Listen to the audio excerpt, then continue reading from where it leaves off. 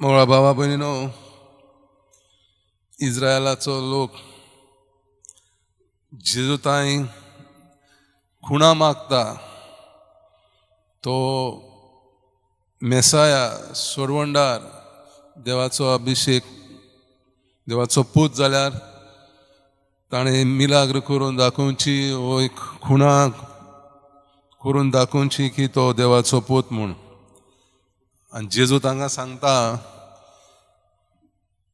तुमकां जोनासान जे निनेवेच्या इस्रायलाच्या लोकांक तांचे पिळगेक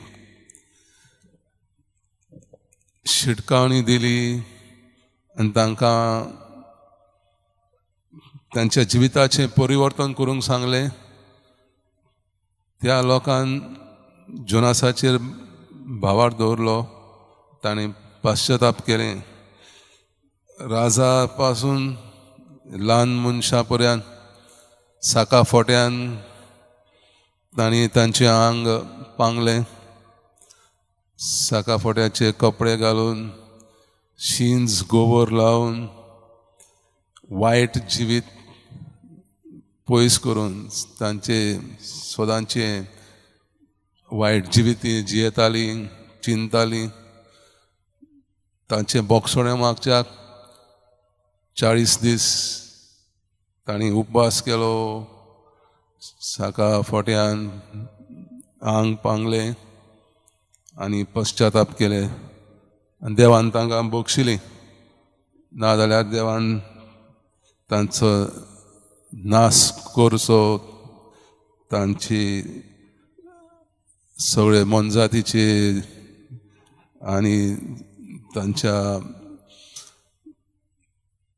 जिविताचे सगळे नाश करूंक चिंतलोलें, कित्याक ती एकदम वायट जिवीत जियेतालीं. ते भाशेन जेजू म्हणटात हांव तुमकां जोनासा भाशेन एक खुणा देवान धाडल्या, पूण तुमची मनां आनी काळजां त्या निनेवेच्या लोकां भाशेन उगडिनात, देखून तुमी म्हाका वळखोनात.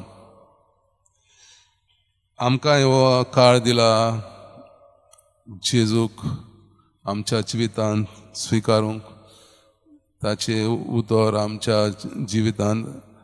जिविताच्या चालीन आपणावंक. ह्या दिसांनी आमी खरें मनान आनी काळजान